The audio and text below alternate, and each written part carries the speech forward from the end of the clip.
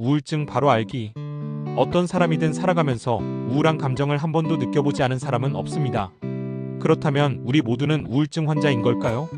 우울증에 대해 설명하고 글을 쓰기에 앞서 정확한 우울증의 정의에 대해서 알아봅시다. 그렇지 않으면 모든 사람을 우울증 환자로 봐야 할 테니까요. 간단한 Q&A를 통해 우울증에 관한 모든 것을 알려드립니다.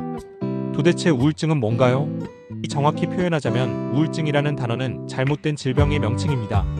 증상으로서 우울 증상을 우울증이라고 할 수 있겠지만 이는 증상을 가리키는 명칭이지 질병의 명칭이 아닙니다.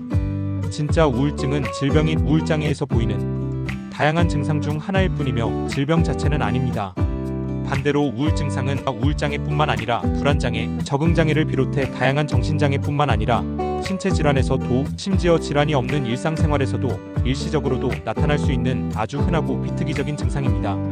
하지만 오래전부터 우울병을 우울증이라고 써왔기 때문에 우울증이라고 하면 통상적으로 우울장애를 가리키는 것으로 보고 있습니다.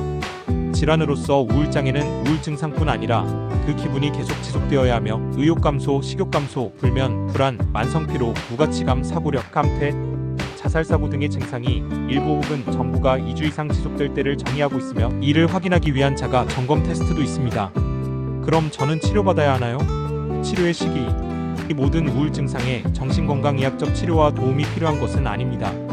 대부분의 우울 증상은 일과적으로 특별한 치료를 하지 않아도 주변에서 고통을 주던 스트레스가 해소되거나 아니면 자기 스스로의 치유, 회복력으로 극복해내는 경우가 많습니다. 하지만 해소되지 않는 만성적인 스트레스, 고민거리, 신체적인 불편감이 반복되고 지속되면 어느 순간에 인체는 더 이상 치유 능력과 보건력을 잃고 의학적인 치료가 필요한 장애, 즉 질환의 수준이 되는 겁니다. 많은 사람들이 우울장애는 마음이 약해서 생기는 것이므로 치료할 필요가 없다고 하거나 정신력을 이겨내라고 하는 경우가 많습니다.